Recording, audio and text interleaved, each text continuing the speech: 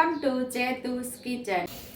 આજે આપણે ટેસ્ટી એવું ગુવાર ઢોકળીનું શાક બનાવશું। તો ગુવાર ઢોકળીનું શાક તો તમે ઘણી વાર બનાવ્યું હશે, પણ આવી રીતે નહીં બનાવ્યું હોય તમે પણ ટ્રાય કરજો। આપણા ફેમિલીને, આપણા પરિવારવાળાને ખૂબ જ ભાવે એવી રીતે આજે આપણે બનાવવાના છીએ। તો એના માટે આપણે 250 ગ્રામ જેટલો ગુવાર લઈ અને સરસ નાના ટુકડામાં બીટી લીધો છે।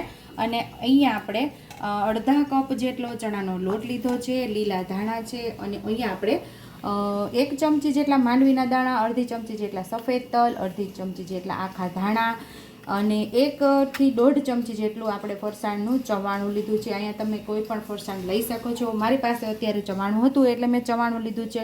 કાંઈ પણ ફરસાણ ન હોય તો ચણાના લોટને શેકી અને તમે ઉપયોગમાં લઈ શકો છો। અહીંયા 12 કળી આપણે લસણની લીધી છે અને ચપટી ખાવાના સોડા એટલે કે મીઠા સોડા જે ભજીયાના આવે છે એ લીધેલા છે। એ આપણે ઢોકળીમાં ઉપયોગ કરવાના છીએ। અને મીઠું, બાકી રેગ્યુલર મસાલાની અંદરથી મસાલાનો ઉપયોગ કરી અને ટેસ્ટી એવું ગુવાર ઢોકળીનું આપણે શાક બનાવવાના છીએ અને ફટાફટ બની જાય એવી આપણે ઝડપથી ટ્રાય કરશું। આપણે મિક્સર જાર લઈ લીધું છે, આપણે બધું એમાં ઉમેરી દઈશું। ચવાણું, લસણની કળી, ધાણા, માંડવીના દાણા અને તલ, પછી અહીંયા આપણે હળદર પણ સાથે જ ઉમેરી દઈશું એટલે આપણો ટેસ્ટી એવો મસાલો ઝડપથી બની જાય અને શાક બનાવવામાં પણ ઝડપ થાય। આપણે એકલા હાથે રસોઈ કરવાની હોય તો ફટાફટ બની પણ જાય છે અને મિક્સર જારનો ઉપયોગ કરીએ તો ઝડપથી બની જાય છે।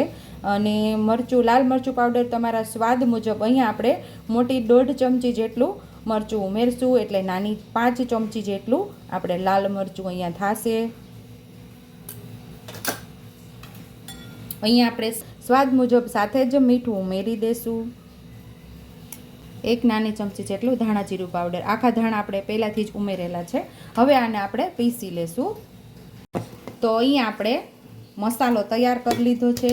જો એ રીતે દરદરો આપણે મસાલો તૈયાર કરવાનો છે। તો હવે આપણે આને સાઈડ ઉપર રાખી અને ઢોકળીનો લોટ બાંધી લઈશું।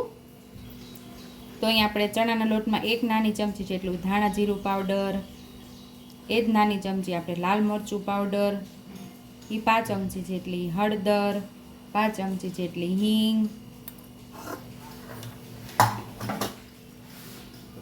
સ્વાદ મુજબ આપણે મીઠું ઉમેરશું, મીઠા સોડા ઉમેરી દઈશું। આપણે ઉપરથી લીંબુ ઉમેરશું એટલે આપણી સોડા એક્ટિવેટ થઈ જાય। માત્ર સોડા એક્ટિવેટ થાય એટલું જ આપણે અહીંયા લીંબુ ઉમેરશું। થોડા લીલા ધાણા ઉમેરી દઈશું। અહીંયા તમને મેથી ફાવતી હોય તો આ લીલી મેથી હોય તો લીલી મેથી પણ ઉમેરી શકો છો, અથવા તો કસૂરી મેથી પણ ઉમેરી શકો છો। અહીંયા આપણે ચપટી ખાંડ ઉમેરશું।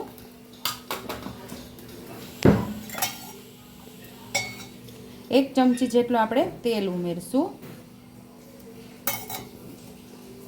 હવે આપણે આ મસાલો બધો લોટ સાથે મિક્સ કરી લઈશું। અહીંયા આપણે ચપટી જેટલો ગરમ મસાલો ઉમેરશું।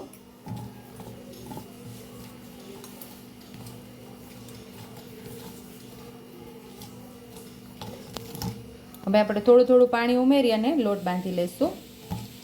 પાણી ઉમેરવામાં ખાસ ધ્યાન રાખવાનું, લોટ આપણો ઢીલો ન થઈ જાય એનું। ચમચી જેટલું પાણી ઉમેરીને લોટ બાંધવાનો, નહીંતર વધારે થઈ જાય તો ઢીલો થઈ જશે લોટ।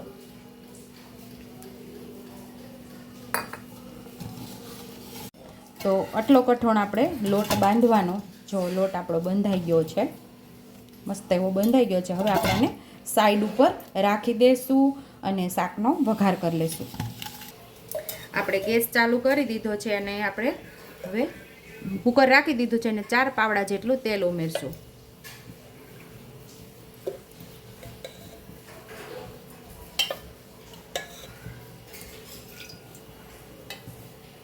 અહીંયા આપણું તેલ ગરમ થઈ ગયું છે તો અડધી ચમચી જેટલું આપણે જીરું ઉમેરશું। તમે અહીંયા અજમો પણ ઉમેરી શકો છો। 5 ચમચી જેટલી હિંગ ઉમેરશું। હવે આપણે ડાયરેક્ટ ગુવારનો વઘાર કરી દેવાનો છે।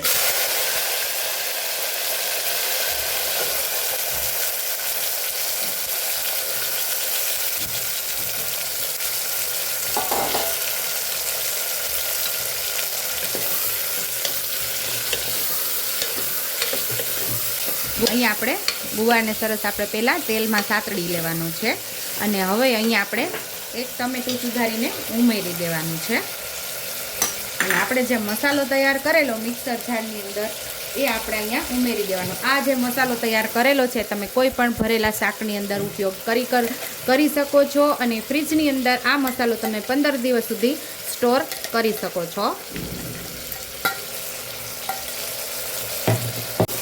મસાલા સાથે આપણે ગુવારને સરસ સાતળી લેવાનો છે. આવી રીતે બનાવશો ને તો જાણે ભરેલા ગુવારનું શાક બનાવેલું હોય ને એવો મસ્ત એવો ટેસ્ટ આવશે.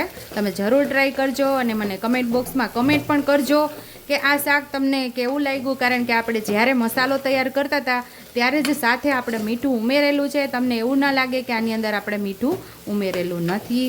તો મસ્ત એવો જો આપણો ગુવાર સતળાઈ ગયો છે. એકદમ સરસ સતળાઈ જાય મસાલો આપણો ગુવાર સાથે.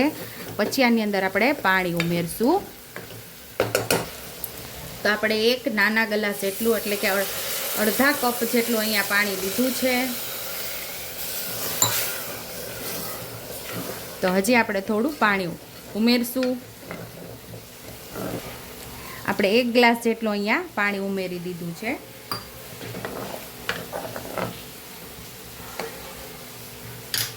હજી આપણે ઢોકળી પણ આ જ પાણીની અંદર પાકશે એટલે ઢોકળી પણ સાથે જ ઉમેરી દેવાની છે. તો અહીંયા આપણે જે ઢોકળીનો લોટ બાંધી લીધો છે. અહીંયા આપણે બધા કિચનની અંદર કાતર તો હોય જ છે. તો કાતરથી આવી રીતે તમે કટ કરીને ઢોકળીને ઉમેરી શકો છો અને એક બીજી રીતે પણ તમે કરી શકો છો. આવી રીતે નાના નાના લુવા લઈ અને પ્રેસ કરીને આવી રીતે દબાવીને ઉમેરતા જઈ શકો છો. તમને જે રીતે ફાવે એ રીતે તમે કરી શકો છો. આવી રીતે દબાવીને ઢોકળી ઉમેરી શકો છો.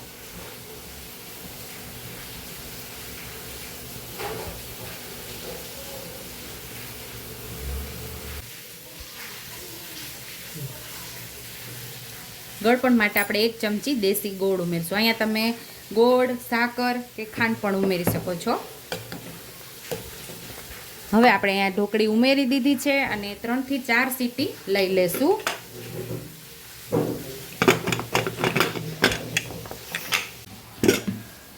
હવે જોઈ લેશું તો મસ્ત એવું ઉપર આપણે ડારણ પણ આવી ગયું છે અને આપણે જોઈ લઈએ તો શાક પણ સરસ એવું ટેસ્ટી રેડી થઈ ગયું છે. અલગ જ રીતે આપણે ગુવાર ઢોકળીનું શાક તૈયાર થઈ ગયું છે. સર્વિંગ બાઉલમાં હવે આપણે સર્વ કરી લઈશું. તો સુપર ટેસ્ટી એવું ગુવાર ઢોકળીનું આપણું શાક તૈયાર છે. ઉપરથી લીલા ધાણાથી ગાર્નિશ કરી દેશું. જો તમને મારી રેસીપી પસંદ આવી હોય તો મારી રેસીપીને લાઈક કરજો, શેર કરજો, સબસ્ક્રાઈબ કરજો, હાઈપ કરજો, બેલ આઇકોનને દબાવતા ભૂલતા નહીં અને કમેન્ટ બોક્સમાં કમેન્ટ કરજો કે મારી રેસીપી કેવી લાગી. તો આવજો.